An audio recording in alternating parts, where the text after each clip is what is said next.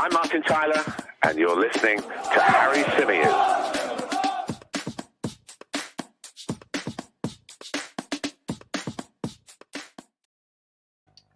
Hey everybody, welcome back to the Chronicles of a Gooner, the Arsenal podcast, part of the 90 Min Football Network.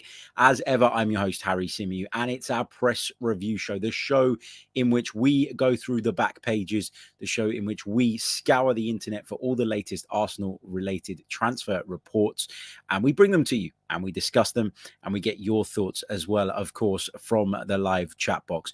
The sun is shining here in London. It's a beautiful day. It's Friday. There isn't an Arsenal game at the weekend to worry or stress about, just the small matter of the UEFA Champions League final to sit back and enjoy. And I don't know about you guys, but I'm feeling a lot more relaxed since the season ended and a lot more chilled. And hopefully over the course of the summer, we're going to be made happy by this football club. We're going to bring in some players that are going to help us push on to that next level.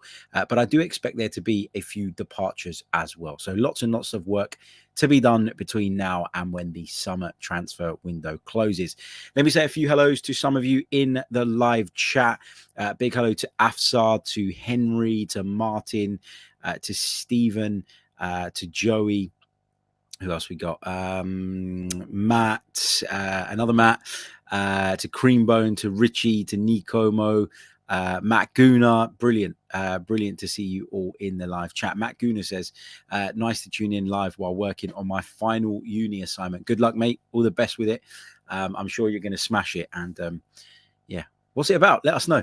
Let us know. Big thank you to Joey Ellitz, who says, best Arsenal podcast on YouTube, and has donated very, very kindly to the channel. Joey, thank you so much, mate. Really, really do appreciate it. So what are we going to be discussing on this show? Well, we're going to be discussing the reports linking Arsenal with a move for Manchester City's Oleksandr Zinchenko. We're going to be talking about Doucoure, not Everton's Doucoure, another player who's being linked with a move to Arsenal. We'll also be bringing you the latest on Marquinhos, a player that looked like we had almost completed a deal for just a few days ago, but things seem to have taken a bad turn with regards to that one. We'll bring you the latest on that. And of course, I'm going to share with you guys my thoughts on the Eddie Nketiah reports. Now, it's not been announced yet by the club that Eddie Nketiah has signed a new deal, but based on the reports that we're reading and based on the noises coming out of the football club at the moment, it looks as though he could well be signing a contract extension for 5 years. And it's rumored to be valued at around about 100k a week. So we'll be getting across that as well, because I realize we haven't done a show since that news come out. Now, I have to apologize for the lack of a press review show yesterday. I had some problems with my computer. I've still got problems with my computer, and I spent a lot of the day yesterday hanging around trying to see if it could be fixed. Doesn't look like it is going to be fixed, so I'm going to have to get a new one, but I am using another one at the in the meantime. So if the quality is a little bit less, or if there's any issues, I do beg your pardon. But I thought I'd get back at a reasonable time yesterday. I had a few meetings and a social event at work, and I didn't get home till really, really late. And when I did, I'd been kicking a ball around the park for like 3-4 hours, and I was knackered. Sign of old age, and I just didn't have the energy to do the podcast, so I didn't. But we are going to make up for it today, of course, with a bumper edition of the press review.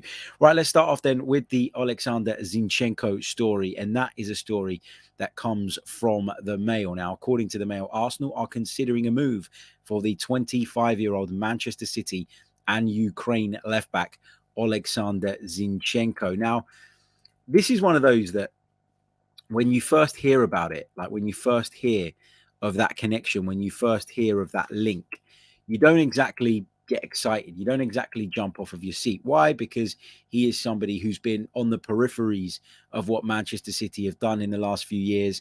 He's proven himself in the past to be a very trustworthy operator, somebody that Pep Guardiola has been able to call on in a number of different roles. He's played in centre midfield. He's played at left back. He can play wide left if he needs to as well.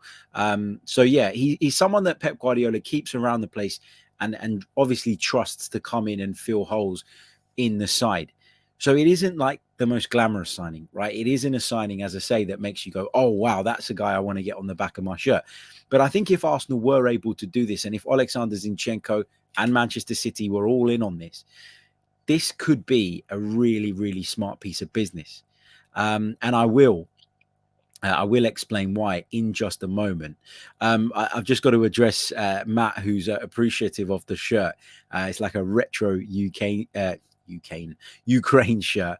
He says, "Who's on the back?" No one, mate. It's just a retro shirt. And I've got to be honest, right? When I woke up this morning and I got dressed and I put this on, I didn't even know about the Zinchenko link. I read it afterwards, so it wasn't done on purpose, I promise you. But yeah, look, let's get back to Zinchenko. So why do I think this would be a really smart piece of business? Well, if you look at Oleksandr Zinchenko, 25 years old, he's not a kid, right? He's not somebody who's still learning his trade. He's somebody who's very experienced. You know, you're talking about someone in Zinchenko who's won 4 Premier League titles, an FA Cup, 4 League Cups. So he knows what it takes to win. Clearly would bring that sort of know-how to the dressing room. He's 25 years old. As I say, his contract at Manchester City is due to expire in 2024. So you'd think if they're going to sell him, this would probably be a decent time. He's played 48 times for Ukraine, scoring 8 goals in that time as well. So he has been able to get forward when playing for Ukraine and impact games in that way as well. I think, if I'm not mistaken, and correct me if I'm wrong in the chat, I think he plays a little bit more frequently in the midfield for his national side than he does at left back, which is what we've seen him do quite often for Manchester City over recent years. But the fact that he can do that, right? The fact that he looks, in my opinion, equally comfortable in both of those positions would make him a real asset to the squad, because he's instantly an upgrade for me on El Neni. He's instantly an upgrade on, Maitland-Niles if he's to come back. And also, we talk over and over and over again about the need for somebody to cover for Kieran Tierney. And I think, as much as, I want him to succeed, and I think that he has shown glimpses of being a good player, and that he's got all the raw sort of attributes that you need in terms of his athleticism to go on and be a really, really big player for Arsenal. I think we can all agree that Nuno Tavares is just not quite up to it. And we've seen that Kieran Tierney will pick up injuries, and often those injuries can be the type that keep him out for a while. And so we need somebody trusted who could come in and play that role and do it to a good level. And clearly, Mikel Arteta likes his fullbacks to get forward as well. And I think Zinchenko has shown, again, on numerous occasions, that he is capable of doing both sides of the game to a pretty good level. Now, I'm not saying Zinchenko is the best left back in the world. I'm not saying he's Kieran Tierney. I'm not even saying he's close to that. But I certainly would put a lot more trust in Oleksandr Zinchenko playing there at this moment in time than I do in Nuno Tavares. And that's not to say I want to bin Tavares, or I don't want him at the club, or I don't think that in the future he can bring something to the table. But right at this point, I think that Zinchenko would be an upgrade, not just at left back, but on a lot of our midfield options as well.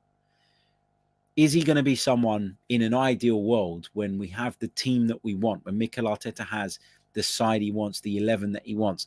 Is Zinchenko going to be somebody that plays every single week? Probably not. But what he brings to the table, as I say, is a versatility, is a know-how, is an experience, is a professionalism, and is a quality that we don't have enough of in and around the group.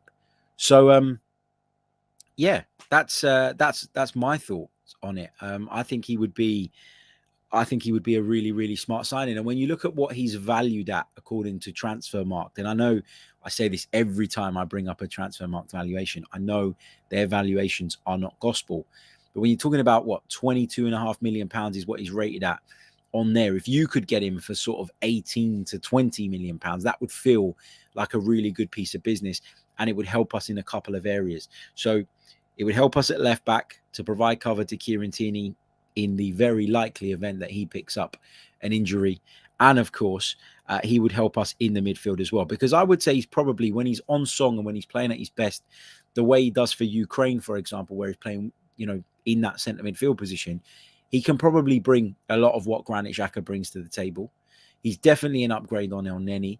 He's definitely, at this point today, an upgrade on Lokonga, although I do expect Lokonga to kick on and develop and become a very good player with time. But he just gives us that something different. It just gives us another option, in the sense of it just, and he's played that pep football. He's played that intense football. He's played that, possession-based game. He's played a lot of, he's shown a lot of the things that Mikel Arteta and Pep Guardiola clearly are in sync with. His relationship with Mikel Arteta means that might persuade him to come, but it also means that if Mikel Arteta, as we believe, is interested, then he's doing so from a position of education, of knowledge around what the player is, who he is as a person, as well, what type of character he will bring.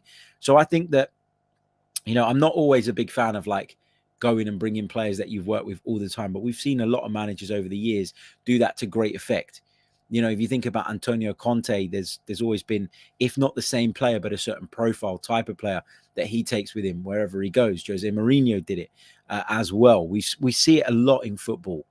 And to be able to bring somebody to the club who not only adds to the squad in all the ways that I've discussed, but also has an existing relationship with Mikel Arteta, I think is a good thing. So if this deal could be done, if Zinchenko wants it, if Manchester City are open to it, if Arsenal feel it's worth the investment, then I would welcome Oleksandr Zinchenko with open arms at Emirates Stadium.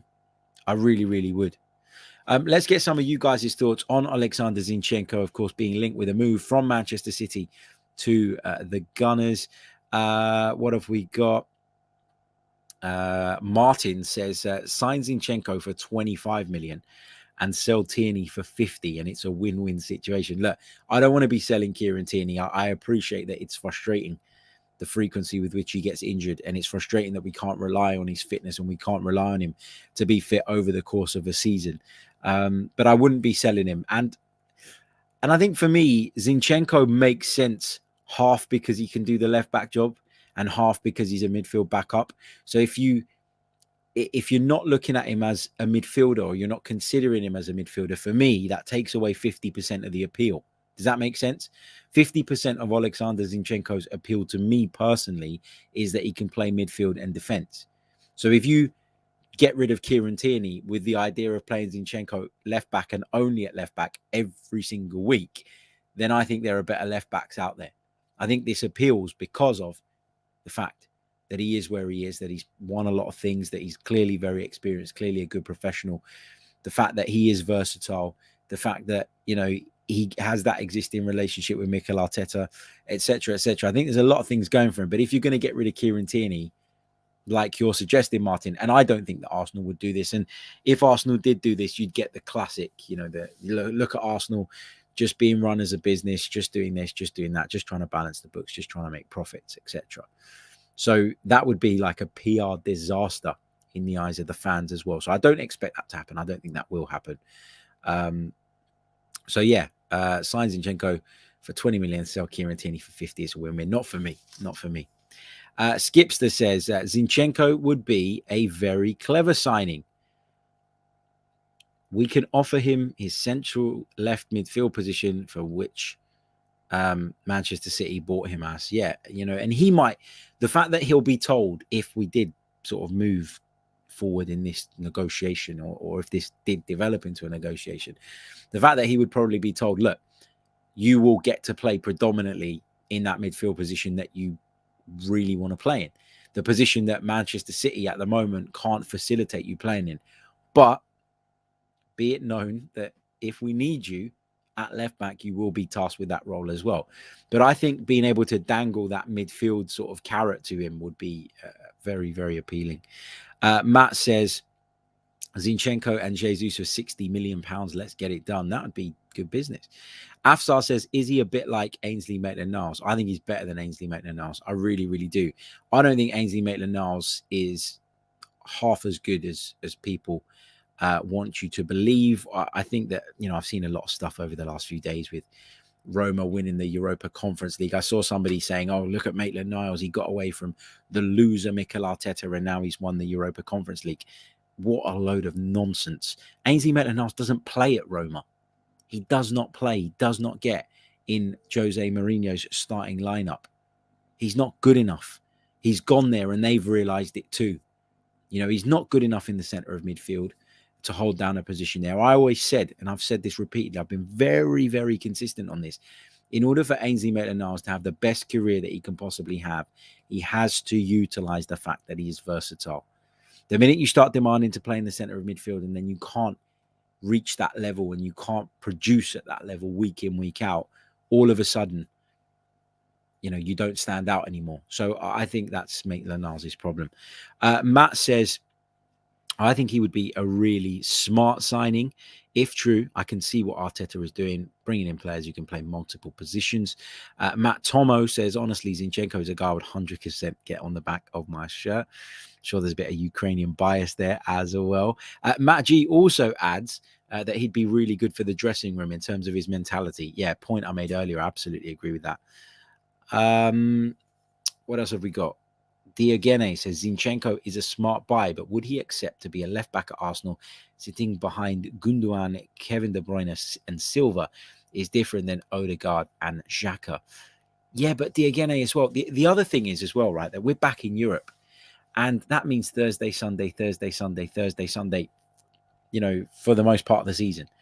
So to be able to have, an Oleksandr Zinchenko who can come into the team either in midfield or either at left back without really impacting the level, I think is really important. I really, really do. Thibaut Pesk says he wouldn't be a cover though. If he comes, it means we're selling Tierney. I'm not sure. I don't believe that because I think he'd be coming predominantly as a midfielder. Skipster says I'd prefer Zinchenko as the left back cover rather than Xhaka. Yeah, wouldn't we all, mate? Sko says he can fight it out with Tierney when Tierney is fit, and he will for sure play when Kieran Tierney isn't fit. Tavares can get a loan. He's also versatile and crucially knows the system Arteta plays would be a good signing.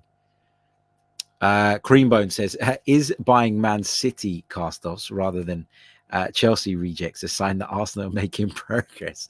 You can look at it like that. You'd rather be taking cast-offs from the champions than a club who sit in third place, I guess, if you want to look at it that way.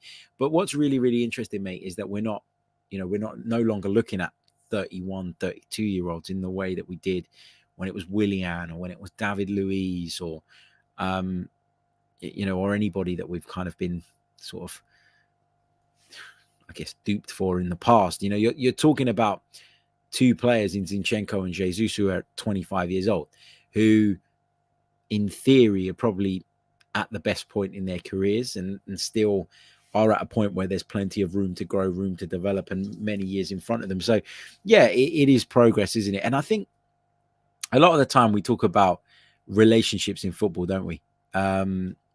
We talk about, we talked in the past about Edu's relationship with Kia Joorabchian and how that was a problem for Arsenal, and how that was causing us to go out looking for players who specifically had a relationship with him, and that it was blinding us maybe a little bit in the transfer market, and we weren't doing things right as a consequence and as a result of that. But I actually think that for all the bad examples of relationships causing a problem in your dealings, I think we've seen a lot of cases over the years where actually having strong bonds and strong relationships with people can really, really help you. And I think that we've got an opportunity to utilize the relationship that Mikel Arteta has with Pep Guardiola, not necessarily with the club, because Manchester City won't sell if they don't want to sell. Manchester City won't let players go if they don't want them to go.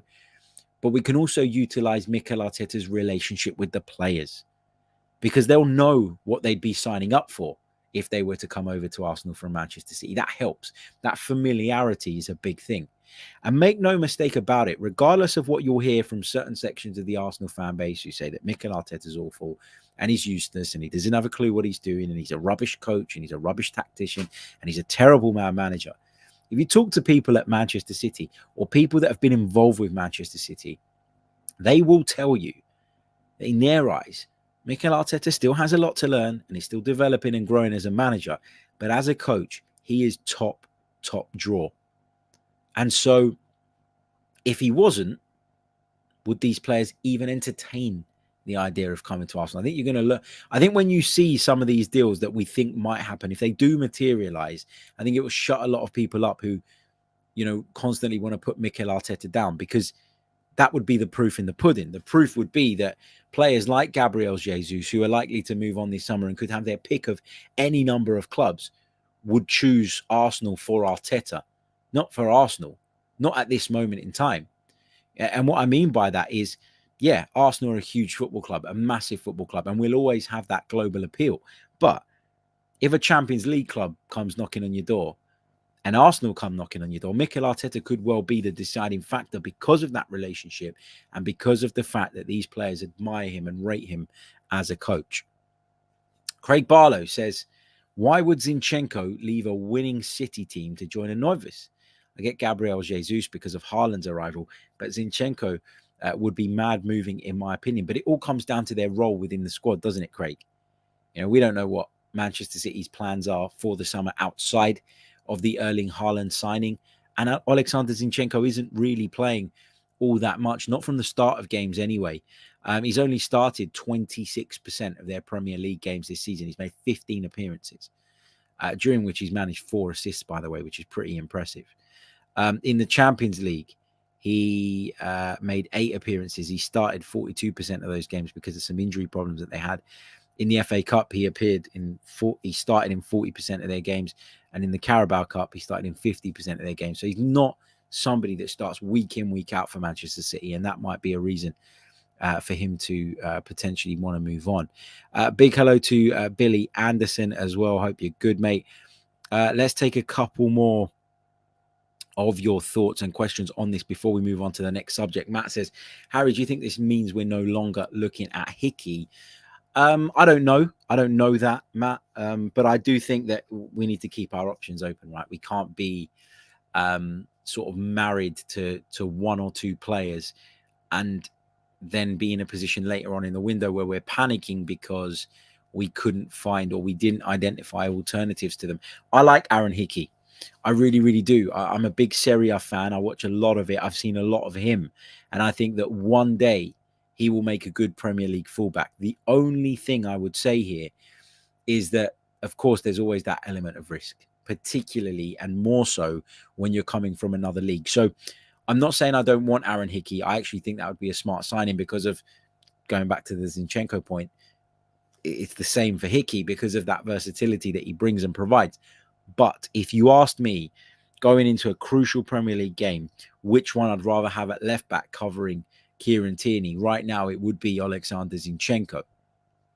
Add to that Zinchenko brings you another dimension in midfield, I believe, as well. I think that trumps, the Aaron Hickey possibilities. And I don't know that either of them are going to happen. We're just talking about speculation at the moment. But yeah, that's where I'm at on that. Let me just take a couple more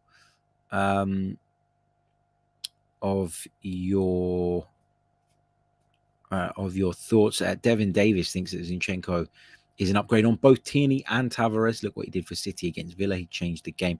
I'm not even going to dispute that. But I don't envisage Arsenal trying to move Kieran Tierney on this summer. I don't think that's going to happen. And so I'm not going to get into this, I'm not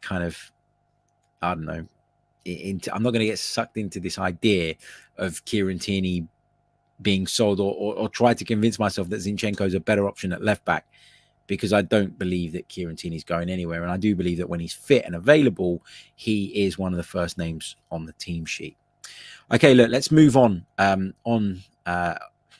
Let's move on from this one. We've got a few more bits to discuss as well on the show, and then we'll take a few of your questions at the end. Now, the next player I want to discuss is another player who is being linked with Arsenal, who admittedly I don't know an awful lot about, but I am going to bring you up to speed with some of the stats and some of the facts around this particular player, and then we'll talk about whether he's someone that we'd like. Again, we're not doing it from a very educated position, admittedly, and so we will have to bring on someone who's got greater knowledge of the player if indeed this moves on and if indeed this materializes. But according to the Mirror, Arsenal are interested in Lens midfielder Chiekh Doucoure, who is 22 years old. Now, the report goes on to say that however, Brighton, Everton, Crystal Palace and Wolves are also keeping tabs on the Mali international. Now, what I will say is this: if we can't beat those clubs to a target, then we've got no hope. Now, that's not to be disrespectful to any of those named clubs Brighton, Everton, Crystal Palace, Wolves, all solid football clubs. With the exception of Everton, all achieved pretty decent seasons based on their standards, you would say. But look, if we're after this player, Chiekh Doucoure, and again, like just reiterating the point that I'm not massively aware of him. I don't know an awful lot about him. He's someone who's 22 years old. He's a Malian international. He's made 8 appearances for the national team, 34 appearances in Ligue 1 last season for his club. Along the way, he picked up 7 yellow cards. He is a defensive midfielder, so that's not uncommon, really. Picked up 1 red card, played 86% of their minutes across the season, and of course, contributed 1 goal and 4 assists. Now, where did they end up in the table? I don't really know, and I know that doesn't really give you an indication of the player, but it gives you an idea of the standard at which he's playing. Lens finished in 7th place, above Lyon in the French Ligue 1 last season. So 22 years old, right-footed. His contract expires in 2024. So perhaps there's an opportunity to try and persuade Lens to let go of him at this point. According to Transfermarkt, his value is around about £9 million. So this would feel like a low risk, potentially higher reward signing. But is he somebody that I would look at and say, okay, if that was the only midfielder we bought in during this window, I'd be satisfied? I can't say that. I've got to be honest. I can't say that. So for that reason, I'm not massive on this one. But listen, if somebody was to come on the show, or if I was able to speak to somebody, and I'm sure I can, I've got a French football writer lined up to join us on the show. I think it's going to be on Monday. A colleague of mine over at 90 in France, who I had the pleasure of meeting during the Barcelona trip that we went on just recently. He's going to come on and he'll be able to tell us a little bit about Chiekh Doucoure as well. There comes a point, I think, where as a fan, you kind of just have to, we can have opinions on everything and everyone. And I think nowadays, more so than ever, we have more access to information, more access to video, more access to stats, and we're able to make our own analysis and draw our own conclusions. But I think with sort of being a fan, you're in this really weird position where you know who you want to see your club sign in a lot of cases. You could quite easily draw up a list of players that you think would come in and do a good job for Arsenal. But you don't often take into account whether those deals are feasible, how much those deals would cost, whether the player actually intends to join you, would be happy to join you. You've got to think about things outside of football, like their family life. Do they want to uproot from wherever they are and come to London? And it's really, really easy as a fan to kind of draw up these transfer wish lists.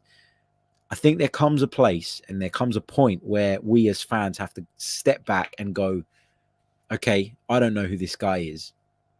I didn't really know all that much about Tomiyasu before we signed him. But there comes a point where you have to step back and say, okay, I trust that if the club are going after a name that is a little bit left field, they've done their due diligence and they've done some work to identify this guy as a potential good signing. So that's where I am on this one with Chiekh Doucoure. He's not somebody that would be on my transfer wish list, but if the club think he's the right person, that means they've done work to come to that conclusion. And I guess to a degree, you kind of have to trust in that work. And you can't really be critical until it goes south. I mean, we've been critical of deals in the past. I mean, I remember saying at the start of last summer that, I wasn't sure about Ramsdale. I didn't know if he was the right goalkeeper for us. And then I was saying later on in the window, when we were in this position where we still needed to fix it,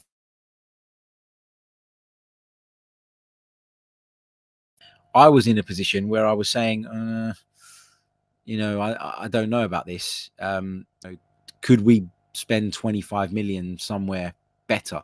Could we spend that 25 million a little bit more wisely? I don't know. But that one worked out. So it's a classic example of where you need to just step back and let it take its course and see where we're at. Creambone in the chat says, come on people, tickle the like button. Yeah, please do, guys, because look, there's nearly 400 of you with us live right now on YouTube, and we've only got 56 likes on the board. There's no reason why we can't hit 200 likes on this stream. So please do help me out. get involved, hit that like button and subscribe to the channel if you're new alongside us as well.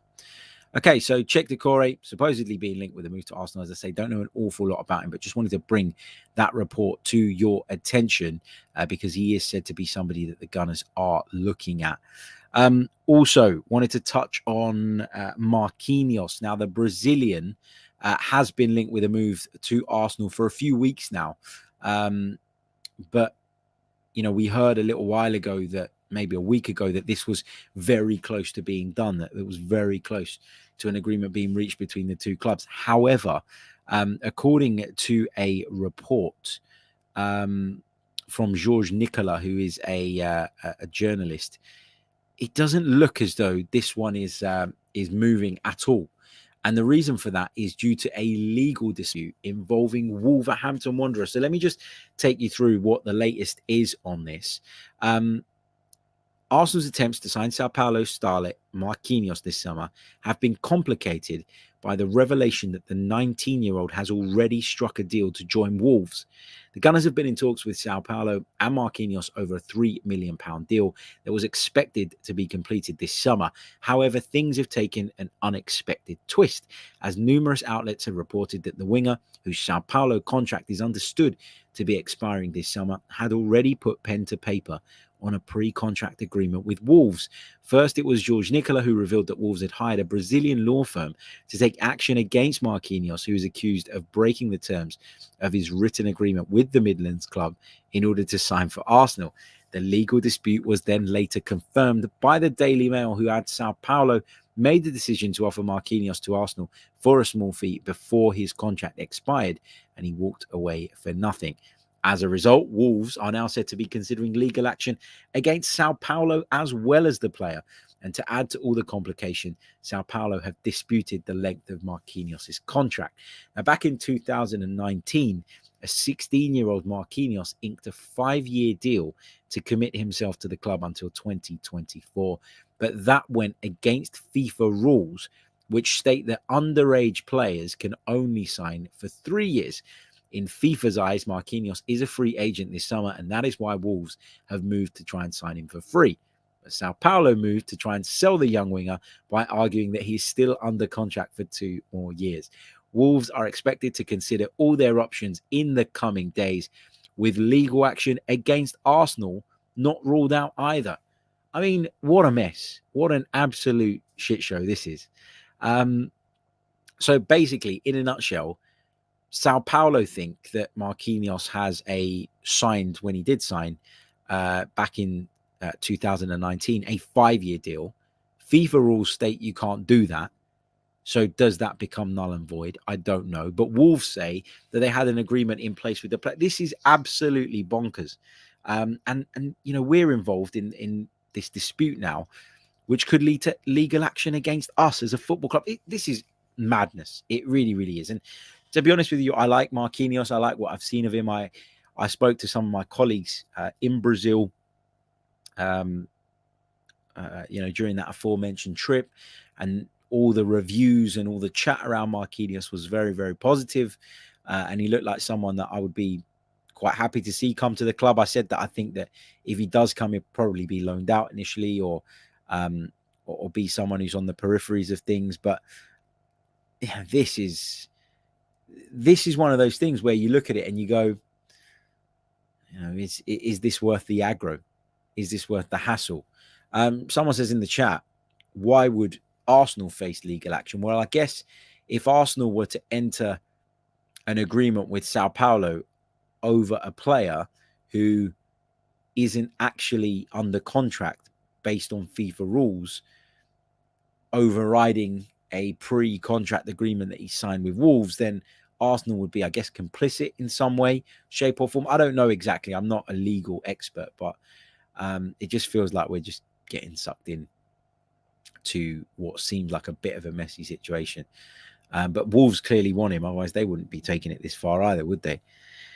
So, yeah, that's the latest on Marquinhos. Now, before we move on, I just want to quickly bring you guys' attention to the latest prize available over with our partners at Football Prizes, who always have great Arsenal stuff up for grabs. And this time around, it is a Gabriel Martinelli signed and framed Arsenal shirt, plus the opportunity to win one of 11 instant win prizes. Now, those prizes include a Pierre-Emerick Aubameyang framed Arsenal shirt, a Arsenal home shirt for the new season, a Cesc Fabregas signed and framed Emirates Stadium street sign, and vouchers for both football prizes and football prizes site credit. Now, tickets for this one are just £4.95.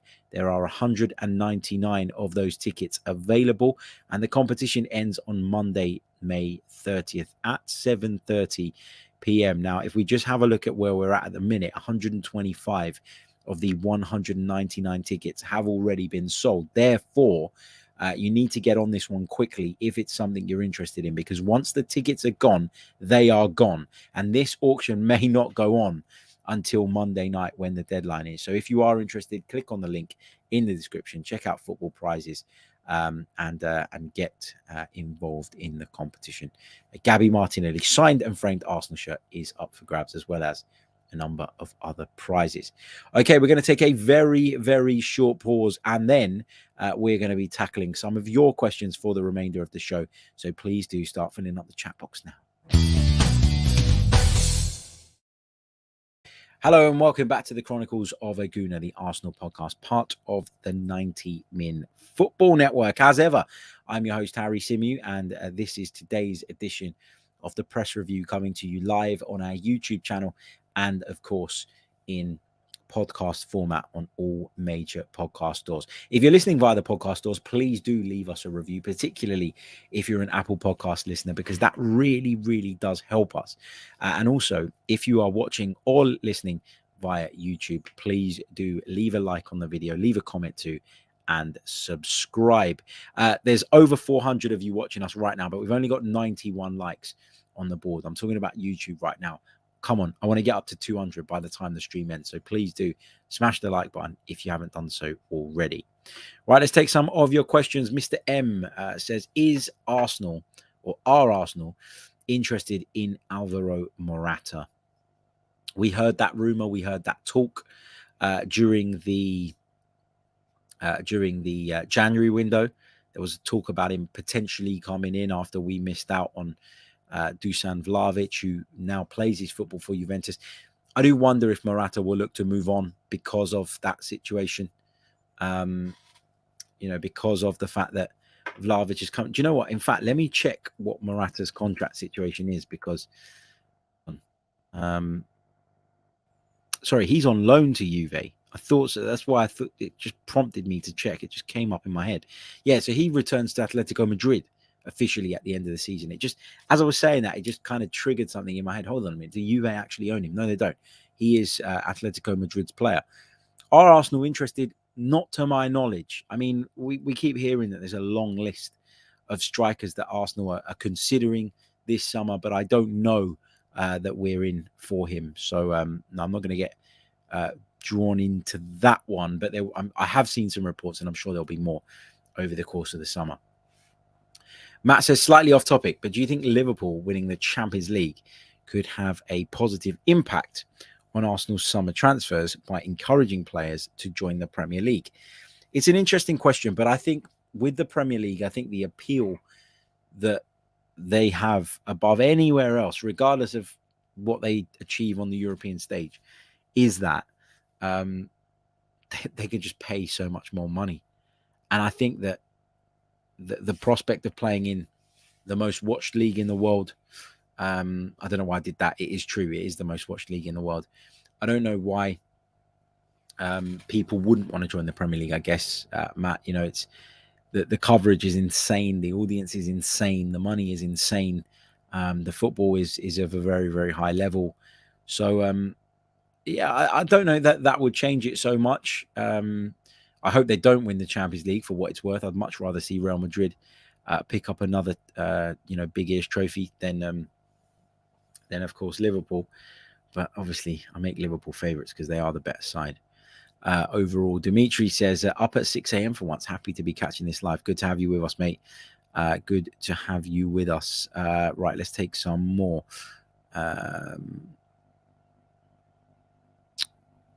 Adesola says, hi, Harry. This is Olu from Chicago, Illinois.